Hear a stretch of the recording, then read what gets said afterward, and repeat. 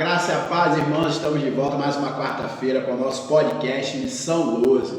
Mas antes de começarmos, não esqueça não, segue a gente, dá um like aí, nos ajude a levar a palavra a mais casas, a mais pessoas, edificar a vida dos irmãos, amém? Hoje nós estamos de volta com o quadro de pai para filho. Estou aqui com o meu filho Lucas e hoje a gente vai falar um pouco sobre o desafio da juventude, sobre o meu olhar pastoral e sobre o olhar dele de jovem cristão. Fica ligado aí. E aí, Lucas, tudo na paz? Estou aqui com meu filho mais uma vez. Vamos ver se ele pega o tino do negócio, começa a soltar mais. Mas é bom gravar com o jovem. E hoje a gente vai falar um pouco, né, da juventude, o desafio da juventude cristã, né, dentro da igreja, nesse tempo, né? Eu vou tentar falar um pouco da minha visão como pastor de jovens e entender um pouco através da sua visão de jovens. E aí, me fala um pouquinho aí, dá um alô pra galera. Me fala um pouco, aí vamos começar a falar um pouco do desafio da juventude, o que tu tem visto, o que tu tem observado aí desse novo tempo, você que está bem envolvido hoje, né, com a juventude, com a Mocidade Batista Independente. Fala um pouquinho pra gente. Beleza, então tudo em paz, né? E aí, pessoal, então a gente vai estar falando sobre a juventude hoje. Realmente é um pouco difícil quando se trata, eu não digo nem só de juventude, mas de uma geração que a gente está tendo. Não digo que a nossa geração é a pior geração de todas, porque eu acho que nunca teve nenhuma boa geração. O ser humano sempre foi o mesmo, né? Sempre foi pecador. Mas a gente tem enfrentado alguns problemas, e quando eu digo problemas, eu não estou falando da sociedade em si, eu estou falando de jovens dentro da igreja. A gente tem enfrentado algumas dificuldades muito grandes, porque o que está fora da igreja é natural esperar que ele não tenha um comportamento cristão, né, bíblico ali que a gente espera, mas dentro da igreja a gente tem visto muitas coisas. Uma coisa que tem me assustado muito, e eu como jovem às vezes luto contra isso constantemente, é o desejo por uma vida tranquila. O que eu quero dizer com uma vida tranquila, né? Eu quero que você entenda certinho. Assim, hoje em dia, dentro da igreja é um lugar que a gente pode dizer que é seguro, certo? Você acha pessoas de boa criação, os jovens encontram meninos de boa criação, meninas de boa criação, que se guardam para um relacionamento. Você tem um direcionamento ali de estudo, seus pais já te direcionam com uma criação conservadora, de caráter, e sempre buscando o melhor, né? Você tem aquela natureza ali da igreja de você ser um bom servo, um bom trabalhador, um bom estudante. E seguindo nessa caminhada, muitos jovens eles estão procurando uma vida tranquila no sentido de ter um futuro, de uma vida financeira estável, né? São prazeres que a vida entrega, prazeres que são bons e não são pecado, mas que acabam desviando o nosso foco de Deus. Por exemplo, aquelas viagens constantes, ter uma tranquilidade financeira, um conforto, sabe? Tudo isso que é agradável, tudo isso que é gostoso, que não é pecado, parece que a gente tem super desejado disso, né? E interessante isso que tu falou, porque sai assim, que a visão que você está trazendo é a mesma que eu tenho, e isso tira um pouco do compromisso com as coisas de Deus, né? Você vê poucos jovens que eles têm aquela paixão pelas coisas de Deus, né? Eu, como pastor de jovens, eu fico sonhando, sabe, em ver jovens despertando, tento despertar isso em vocês, né? Você, os que estão próximos de mim, daqueles jovens que tenham realmente uma paixão pela obra, um amor diferente, é cada vez mais raro, né? Como você falou, eu acho que algumas coisas também, a facilidade na área acadêmica, né? Essa vida mais tranquila que você falou, ela acaba afastando um pouco os jovens dos ministérios, né? De uma vida mais De entrega, dedicada, né? de entrega, e isso me preocupa também, às vezes é uma coisa muito dentro de templo, né? Você vê muito aquele movimento de dentro do templo, como se fosse uma militância ali gospel, né? Mas pouco você vê jovens falando sobre um chamado pastoral, ou talvez se jogar no mundo missionário, né? Porque é uma obrigação, né? Um chamado para todos de Jesus, né? Fazer discípulos, pregar a palavra, e cada vez menos eu vejo isso, enxergo isso, é como se tivesse, não, está se estreitando o funil e o caminho, né, cara, para isso. Eu nunca vivenciei outra geração, mas a gente tem alguns exemplos a história da igreja, E sempre houve momentos de maior avivamento, menor avivamento, mas sempre há remanescentes, né? E é o que a gente tem tentado buscar nessa geração. Tem sido muito difícil encontrar jovens que realmente queiram se entregar. Porque assim, eu não digo que eles não querem, eu não digo que eles não amam Jesus. Eles amam, mas talvez não o suficiente, né? E eu não quero que me entendam mal, mas talvez não o suficiente para entregar tudo de vez. Talvez como o jovem rico. Ele que procurou Jesus, ele queria a vida eterna, como ele perguntou para Jesus, mas não estava disposto a entregar tudo que ele tinha. Hoje em dia tem um sentimento do Satanás dentro da igreja, que acontece muito, que é aquele sentimento de você participar, ser ativo da igreja, para você receber quase como se fosse um crédito. Eu vou dar um exemplo. Às vezes, quando eu era chamado para pregar, por incrível que pareça, era como se o meu coração ele não desejasse o momento de servir, aquele momento ali de pregar. Eu queria o pós, porque no pós eu já ia ter batido o meu ponto, já fiz o que Deus me Ficava doido chamou. pra terminar logo, Ficava né? doido para terminar, para eu me sentir bem e me sentir livre, porque traz um sentimento Entendi. de Dever cumprido. dever cumprido. Entendi. Sabe? E às vezes isso acontece, principalmente com o jovem da igreja. Você tá ali, você vai, canta, você vai, toca, você vai, serve, faz alguma coisa ali, e depois você sente aquele sentimento de dever Tá cumprido. pago, como o povo bota aí na internet. Quase né? como se tivesse o pessoal que tira foto na academia e posta, né? Tá Tirou a pago. foto, tá pago. E aí você sente aquele sentimento livre, você pode fazer, vai ter o seu tempo livre ali para fazer o que você gosta, né? Jogar videogame, assistir TV, passear, viajar, tudo o que você pode fazer, né? Que E você tu tem falou uma acesso ali. coisa, tu falou uma coisa interessante, Lucas, quando você lembrou do jovem rico. Pode ser que chegue um momento que você precise fazer a escolha, né? Largar tudo e seguir Jesus, né? Vender tudo, dar aos pobres, não literalmente, mas talvez precise chegar. Chega esse tempo que Jesus lhe desafia aí, né, cara? Uma coisa que eu observo, Lucas, dentro desse movimento cristão, é que eu ouço muito, né? Eu ouço muito sobre isso. O tempo. Muitos jovens falam do tempo.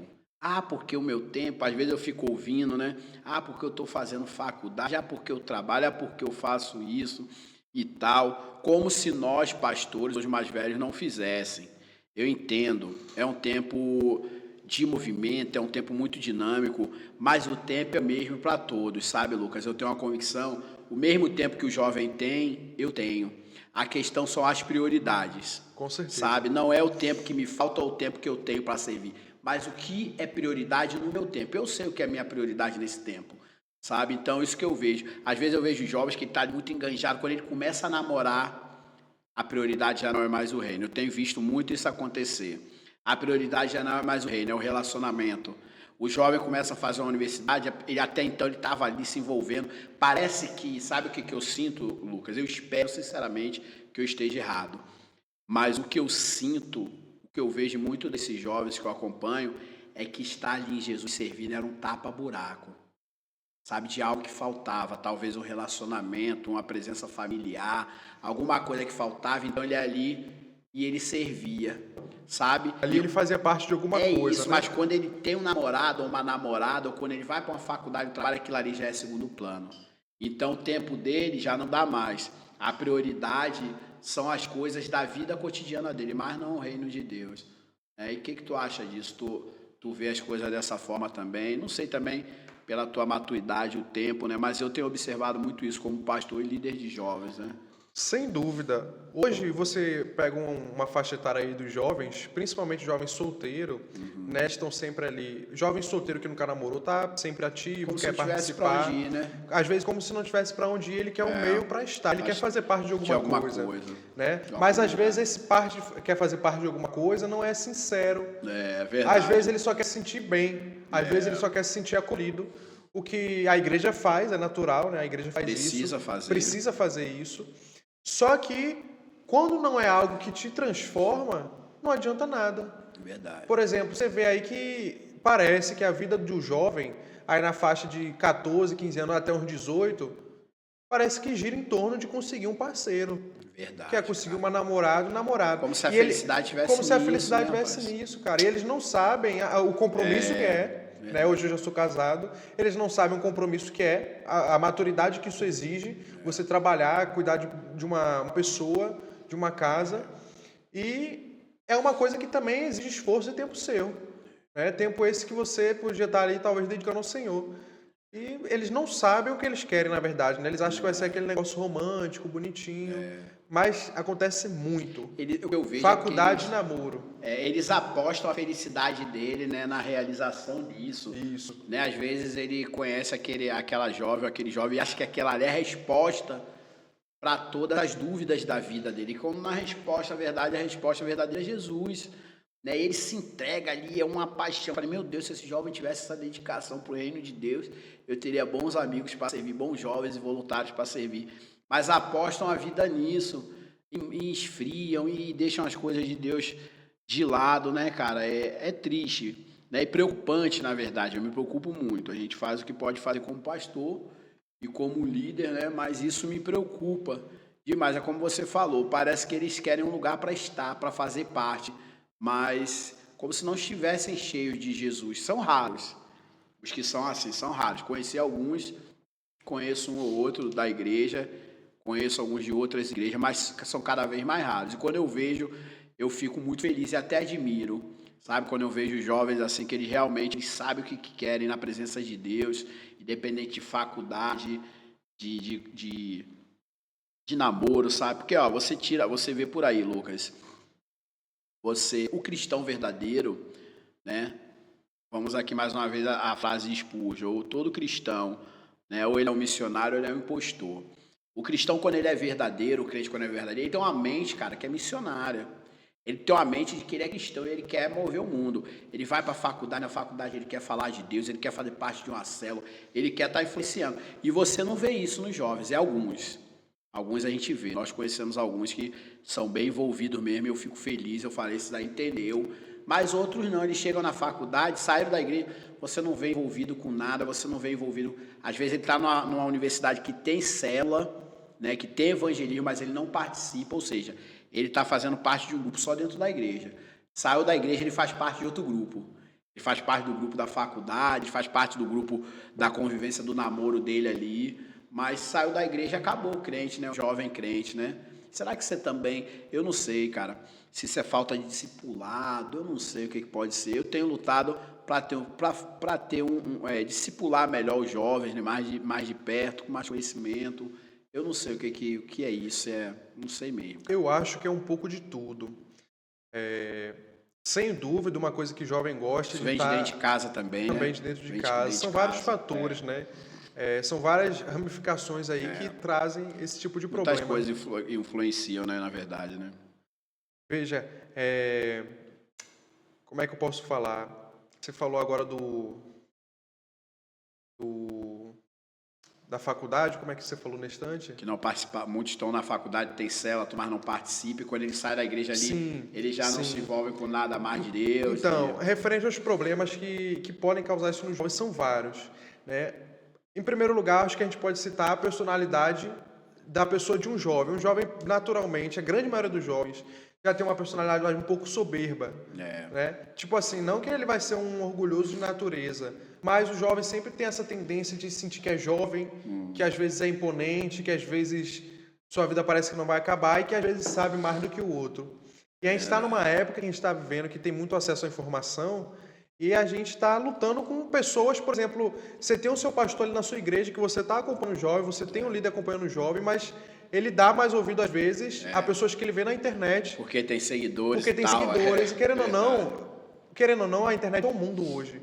Você vai achar, não importa quem você queira comparar, você vai achar sempre um pregador, um teólogo, alguém melhor do que você, que fale melhor do que você na internet. Isso é fato.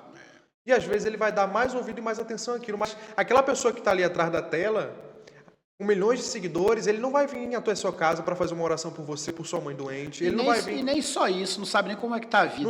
A gente não sabe como é a vida dele, a gente não conhece pessoalmente. Sabe?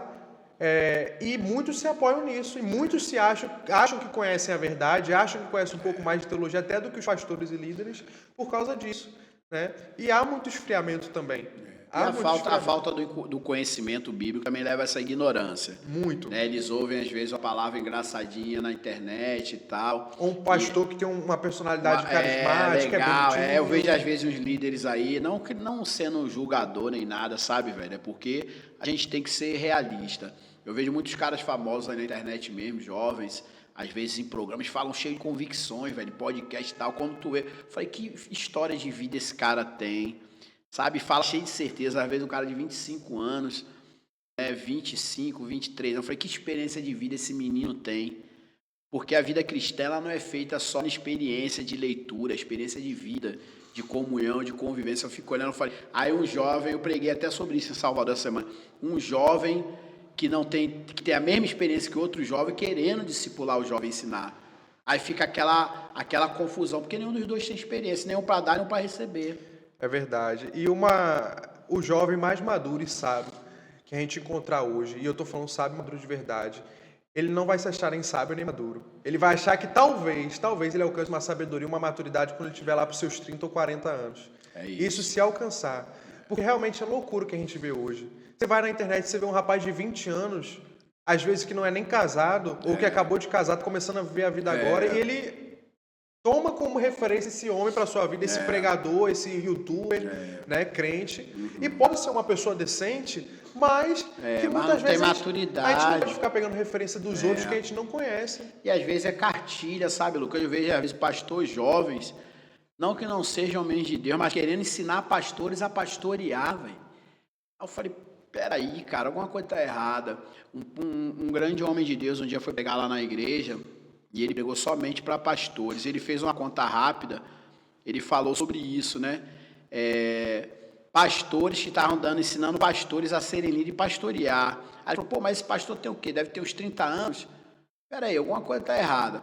Só de seminário a gente leva uns 4 anos, 5 anos, dependendo da época que fez seminário.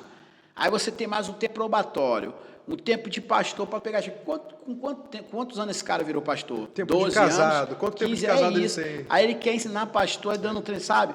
É legal, a intenção, tudo mas nada substitui a maturidade e a experiência, sabe? Eu, como pastor, não sou um homem tão jovem, mas eu amo estar com pessoas mais experientes do que eu, pastores mais velhos, porque eu aprendo, cara. Às vezes eles nem me ensinam diretamente, mas eu aprendo com eles, porque eu fico ligado nas palavras, sabe, nas experiências de vida. Às vezes lá em casa, você sabe, eu recebo muitos pastores lá para tomar café, e os mais velhos são os que mais têm a me ensinar. Mas não é porque eles são mais velhos do que eu, é porque eles têm mais experiência de vida também. Também porque eles são mais velhos, mas não só por isso. Então não é uma pessoa que chegou ali, leu muito e vai me falar de teorias, mas são coisas que saem naturalmente, experiência. Eu aprendo muito. Inclusive, sabe? aconteceu recente comigo, né? Eu estava em algumas dúvidas, crise com relação à vocação. Isso é muito natural, eu acho, com o jovem. E aí a gente teve um café lá em casa, né? Foi. Com o pastor Ramon. Isso. O pastor Ramon, aqui de Feira de Santana, a igreja Ebenezer. Né? A gente gosta muito dele, é um cara muito legal, muito, sabe, de mesa mesmo. E gosto muito dele. E aí, não é um cara famoso, não é um cara que está na mídia, mas é um homem de Deus, a gente vê que é um homem de Deus, Pastor é um homem que está... Adilson. O pastor Adilson, a gente vê que são homens que estão ali na congregação há tempos, que lutam, que fazem aquilo dali. Com certeza. E conversar com eles foi maravilhoso. Foi um sentimento, um ensinamento que eu aprendi que Com certeza. ficar olhando no YouTube, dá, famosos cara, não não dá. me encheram disso, O problema sabe? todo é essa geração, é isso, sabe? Eles estão se alimentando do que eles nem sabem o que estão comendo. E às na vezes verdade. estão comendo comidas que não foram feitas para o nosso paladar.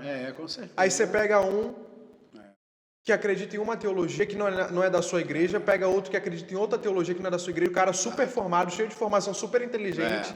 Aí tem várias opiniões, vários lados, né? Como é que fica a cabeça de uma pessoa dessa? Exato. Como é que fica a cabeça de um jovem desse? Porque a cabeça de um jovem ainda está em formação. Ele não sabe no que ele acredita, ele não sabe o que ele sabe. Verdade. Né?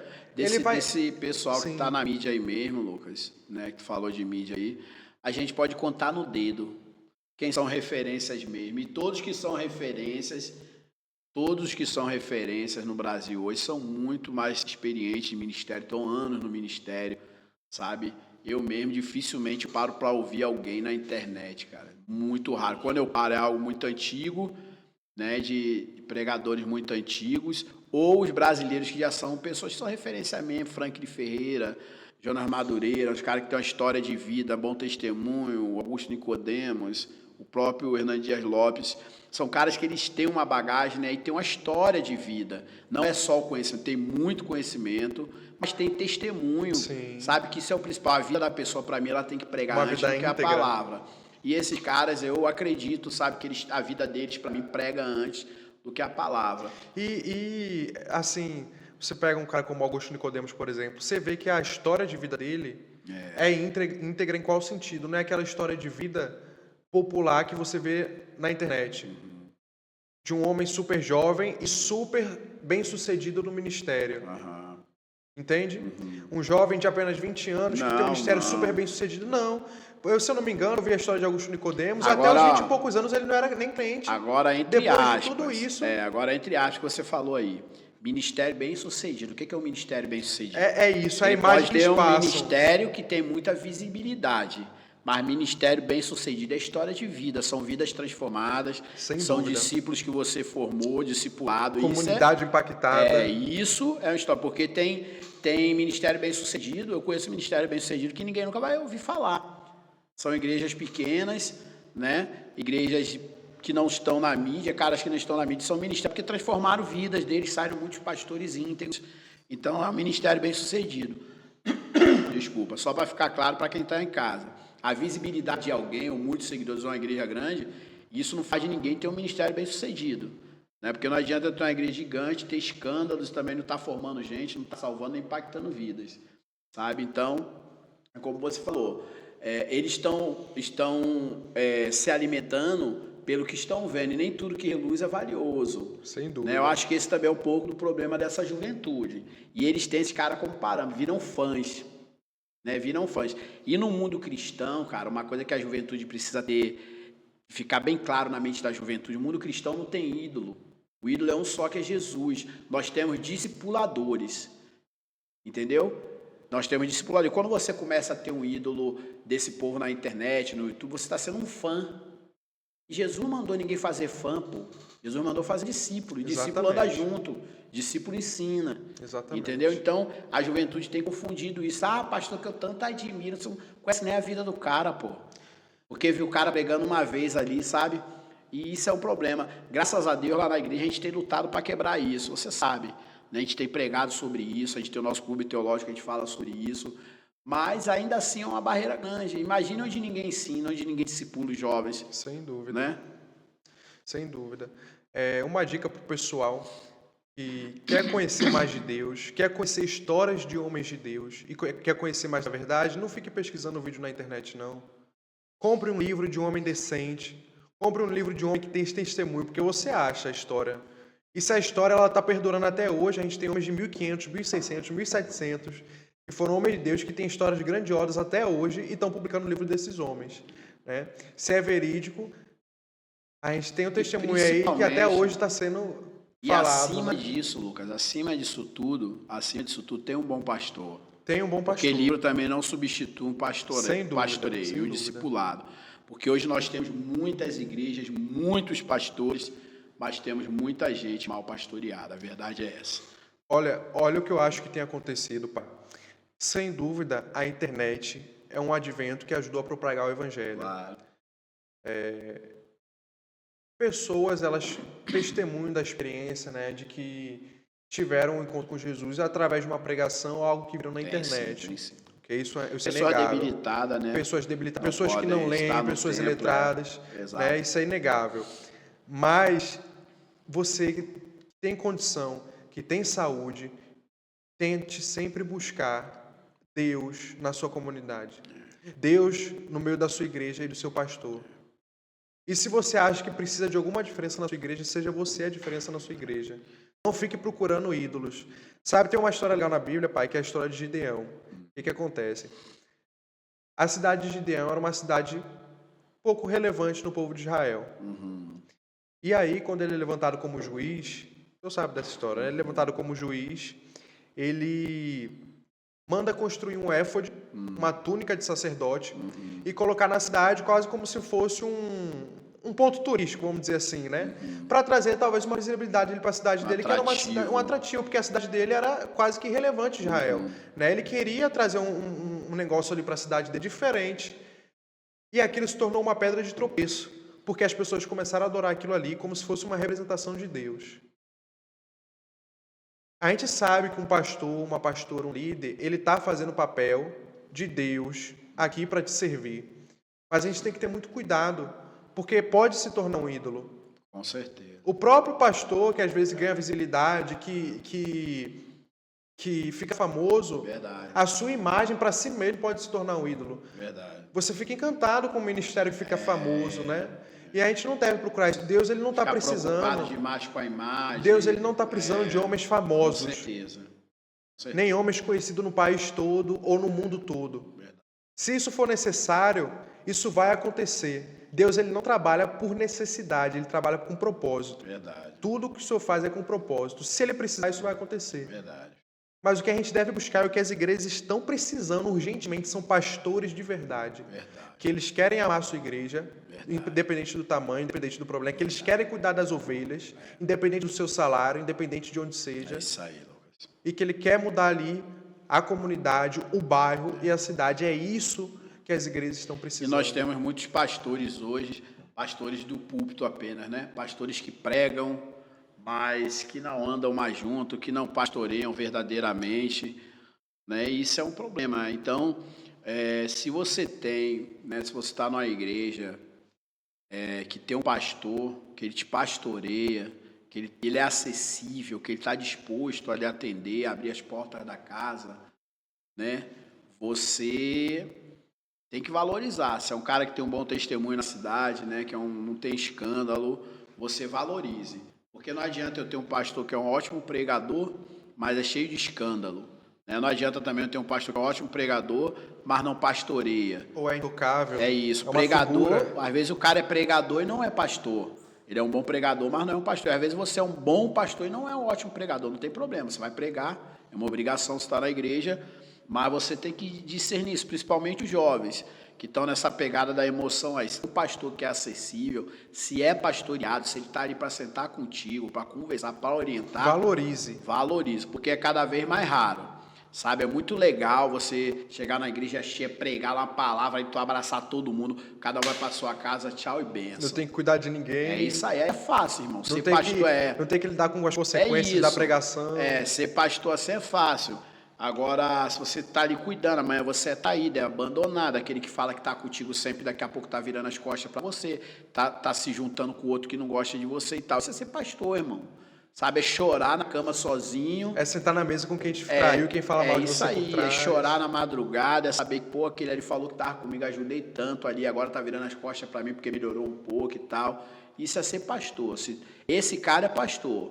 É o cara que corta na carne mesmo, entendeu? E ama a comunidade, ama cuidar dos seus, né? Aquele que fala mal, ele tá abraçando ali depois, ele tem que abraçar, né? Precisa ser firme quando tem que ser, principalmente com lideranças, né? Com as lideranças da igreja, precisa manter a organização. Mas se tem um pastor acessível, o jovem tem que desfrutar cada vez mais. Queria eu ter sido jovem e ter um pastor que fosse acessível, que pudesse me orientar. Eu queria muito, mas como o mundo me levou para outros caminhos, né? Mas se o jovem tem, aproveite, cara, aproveite, porque acho que esse é o caminho. O jovem sozinho com outros jovens, como uma locomotiva sem freio, não sabe onde vai bater, não sabe onde vai parar, vai somente acelerando, né? Cada curva está entrando a toda velocidade, não sabe a hora de frear, não sabe a hora de acelerar. Isso é um problema, viu? É o que eu quero deixar bem claro para esses jovens. Ninguém na internet pastoreia ninguém. Ninguém de internet te pastoreia. Quem vem pregar na igreja também te pastoreia. Pastor anda junto, é quem está na igreja. Quem cuida de ovelha é pastor, né? Jovens têm que estar ligados nisso aí. Mas eu ainda tenho esperança. Eu tenho esperança que, Amém. Né, nós temos ainda bons pastores e bons discipuladores aí no Brasil. Amém. Né? E só precisam abrir os ouvidos. Outra coisa que eu tenho observado também, que tem afetado muito os nossos jovens, e aí o ser humano em geral também, é a frieza. Em qual sentido? Você já ouviu falar que, por exemplo, em Nova York, São Paulo, as pessoas são muito frias, porque às vezes não querem te dar atenção, estão sempre apressadas. Ali é um mundo frio. É um mundo frio em qual sentido? As pessoas estão sempre ocupadas, sempre corridas, sempre trabalhando, estudando, atrás dos seus objetivos e compromissos. E isso está se expandindo para todos os lugares. Para a igreja também. As pessoas, os jovens, os irmãos, e eu não digo que são pessoas descrentes, não. Pessoas que foram convertidas, mas que ainda precisam aprender sobre isso. estão vendo uma frieza com relação ao seu irmão, É verdade. com relação a amar o seu irmão. Em qual sentido? A gente está sempre, pai, procurando se formar na faculdade, casar, construir a nossa casa, o nosso patrimônio, Verdade. e a gente vive em prol desse plano que a gente tem. E não tem espaço nem tempo para perder com outras pessoas, Verdade. nem com outros problemas, sabe? Por exemplo, vamos supor, né? Eu sou um exemplo. A pessoa tá lá, ela quer comprar uma moto, e a moto é 10 mil, ela tem 9 mil. Dificilmente ela vai ceder ali talvez um tempo ou um dinheiro para sair com um amigo para comer, só para estar com ele, Tempo de com o irmão, comunhão. um tempo de comunhão, porque ele quer juntar, ou coisas do tipo. Será que não é sabe? porque vocês jovens comem demais, não, cara? Pode ser também. Pode ser também. Brincadeira da parte, é verdade. Mas você observa que essa frieza tá distraindo também o jovem, tá tirando do foco. Falta de comunhão, A né, gente não tem mais aquele sentimento, a gente tem que trazer de volta diários. Quem tinha 2 túnicas, repartia um com o outro. E a gente tem 10, 20 túnicas. Né? Tem coisas que a gente não tem 2, às vezes, tipo carro, casa. É um conjunto, e isso é um conjunto de coisas, né, cara? Acho que é o ensinamento da igreja, um discipulado sólido cristão e também de dentro de casa, sabe, cara? Isso vem de dentro de casa também. A igreja, a gente tem que olhar para a igreja e para os nossos irmãos, não só como irmãos de um meio social, como se fossem colegas de faculdade, mas como se fosse uma família Senão a gente mesmo. acaba se relacionando só quem está no teu meio ali, os universitários com os universitários, Exatamente. o que tem um poder aquisitivo maior e se ficam deslocados dentro da igreja, né? O que tem menor fica, né? Aí nós deixamos de ser igreja. Paulo na ele vai dizer para verdade, né? Timóteo o seguinte: é claro que Timóteo ele tinha ali um ministério, uma vocação, mas serve para todo mundo. Para ele tratar as mulheres mais velhas como mães, as mais novas como irmãs, os homens mais velhos como se fossem pais e os mais novos como se fossem irmãos. É assim que a gente deve olhar para a nossa comunidade, sabe? Isso mesmo. Como se fosse sangue do nosso sangue, porque é isso que Deus faz, né? Quando somos convertidos. Eu acredito que há um poder muito grande em vocês, sabe, na juventude. É uma força, né, É uma motora. energia muito grande, né? Eu acho que precisa ser direcionada e ser despertada, né? É coisa que a gente não vê mais na maioria dos homens adultos, de mulheres adultas, né? Salvo algumas exceções, né? Mas eu acho que é uma força muito grande. Claro que está relacionado também com a juventude, né? Aquela energia jovem. Mas ela, se ela for bem canalizada ali, se houver uma entrega, nós teremos jovens extraordinários no reino de Deus, sabe? Teremos jovens que mudarão países, estados, né? Talvez até o mundo, quem sabe. E eu fico sonhando assim, sabe, entre vocês. Vocês sabem, na igreja a gente tem uma quantidade de jovens, uma boa quantidade de jovens, missionários se lançando no campo, sabe, cara? Se lançando mesmo, sem medo do futuro, do que Deus preparou. Eu sei que muitos dos pais não apoiariam tais coisas. Eu apoiaria, né? Mesmo com medo. Deus conhece meu coração. Meus filhos são deles. Eu sempre oro entregando vocês a Ele. Mas a maioria dos pais, eles não concordariam muitas vezes com isso, né? Eles têm preparado para os filhos uma carreira e não um ministério. Eles estão mais preocupados com a carreira do que com o ministério. Existe uma conversa hoje muito forte nas igrejas que não é mentira, tá? É verdade. Que é, por exemplo, Deus ele quer te usar na sua vida. Porque Deus ele precisa de médicos cristãos, arquitetos cristãos, advogados, o que é verdade. Isso. Certo? Mas também é usado como desculpa, Só que é uma linha viu? muito tênue, que às vezes os pais, a igreja fala para o jovem, e a linha é tênue na cabeça deles. Às vezes você está mais desejoso de ser médico do que ser um Com cristão certeza. médico. Na maioria das vezes. Na maioria das vezes. Ele é um médico que também é cristão. Exatamente. É um advogado que também é cristão. Não um cristão que é médico. É um jogador de né? futebol que também Então é cristão. é uma linha muito tênue e é muito mais fácil você estar desejando ser um médico e tudo aqueles benefícios que traz para sua vida, né? Todo aquele conforto. Qualquer profissão, né? Qualquer bem-sucedida, profissão né? bem-sucedida, do que ser um cristão médico, do que ter uma visão de que não, eu vou me formar para ser um evangelho ali naquele lugar, né? Verdade. É muito tênue essa Verdade. E você tem que estar muito convicto, né, cara? Eu não acredito no mundo de conto de fadas, né? Essas conversas para mim, realmente eu acredito que o mundo é cruel e O coração das pessoas é enganoso, então eu não acredito muito nesse mundinho de conto de fada. Ah, você é isso na minha profissão, ah, você é um missionário. Quando chega lá, muitas vezes nem fala de Jesus. Se Já você não não fala, for, se você não for isso hoje, você não vai ser se quando já chegar hoje lá. na faculdade você já não faz a diferença, você não vai fazer lá na frente. Quando tiver filho, mulher, dinheiro no bolso, aí que você não vai fazer nada. Vai frequentar a igreja, dar um dízimo e uma oferta, mas o mundo mesmo não impactou em nada. Né? Você não vai impactar em nada. A verdade é essa. E nós precisamos, cara, realmente, em todas as esferas da sociedade, nós deveríamos ter cristãos convictos, né, abalando as estruturas de cada trabalho, de cada profissão, né, trazendo incômodo aquilo que não viesse de Deus, não debatendo e brigando, mas simplesmente com a sua presença, né, cara? E hoje é muito difícil, cara. Hoje, cada vez eu vejo isso mais longe. Eu vejo isso mais longe, né? Jovens que realmente eles estão se preparando para impactar a sua área de trabalho, para impactar aonde ele vai trabalhar, a profissão que ele vai exercer, né? Usam isso muito, como você falou, muito como desculpa, né? Ah, eu vou ser um cristão em tal lugar, eu vou ser um cristão em tal lugar, não sei o que mais. Enfim, você pode enganar o seu próprio coração, né? A sua mente, né? Mas não pode enganar Deus, né? E a tendência é que se esfrie cada vez mais, né? O crente se esfrie cada vez mais. Eu fico ali, às vezes, na nossa igreja mesmo, sonhando assim, sabe? Já escutei de uns 2 ou 3 no máximo, mas também não demonstram muito compromisso, que tem o chamado pastoral, que quer ser pastor. Mas é muito difícil você ouvir isso de um jovem. Quero ser missionário, quero ser o pregador da palavra, eu quero pregar, né? Você só ouve falar mesmo de profissão. Só ouve falar de um futuro promissor através do estudo, do trabalho, né? Sonham com Ou isso. acontece aquilo que a gente falou, né? Às vezes diz que é convicto, tá teoricamente convicto, mas quando começa a namorar, quando entra na faculdade, some essa vocação, né? Cadê a Exato. bobagem? São raros hoje.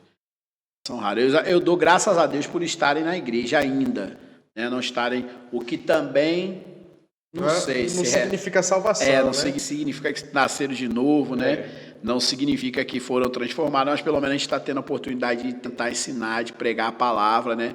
Mas a vida cristã é muito além disso, né, cara? Está muito além de só estar frequentando a igreja, às vezes porque nossos pais estão ali, mas há uma transformação de vida, um amadurecimento, né? Uma consciência realmente de quem você é. Não porque dizem que você é, porque seu pai diz que você é, eu te levo para a igreja, mas você tem uma consciência de quem você é e de o que você quer ser, aonde você quer chegar para Cristo. Aquilo que você fala mesmo de ser um missionário e tal, você está convicto disso, né?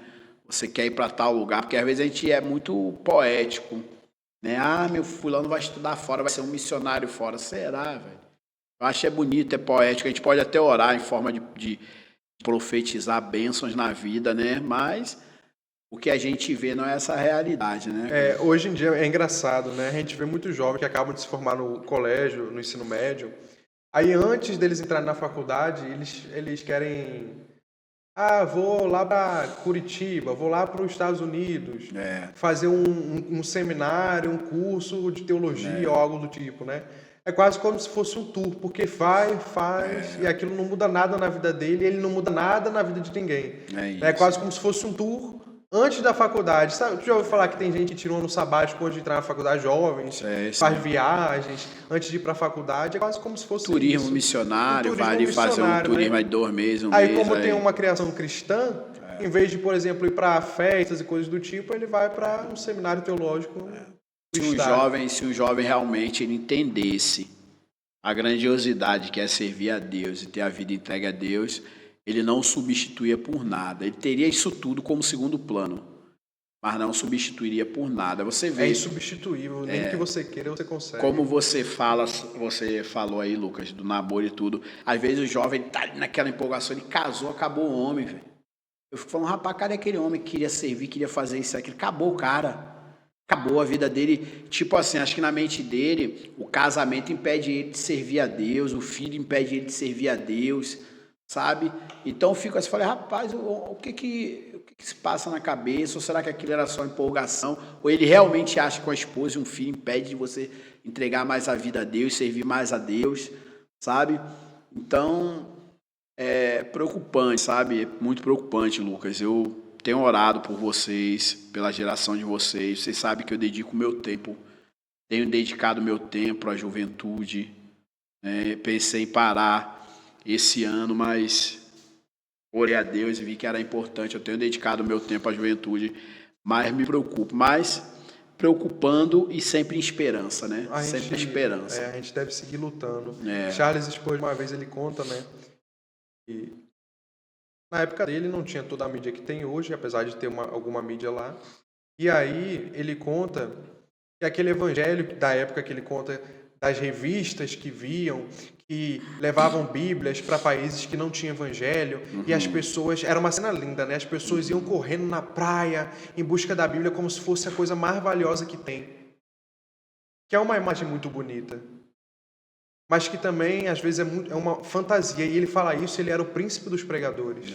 Chamado de o príncipe dos pregadores, um dos maiores pregadores que existiu na história. Um dos maiores puritanos também. Ele fala que o evangelho, a gente conquista pessoas dando murros e murros ao vento, fazendo de tudo para com todos, para tentar ganhar alguns.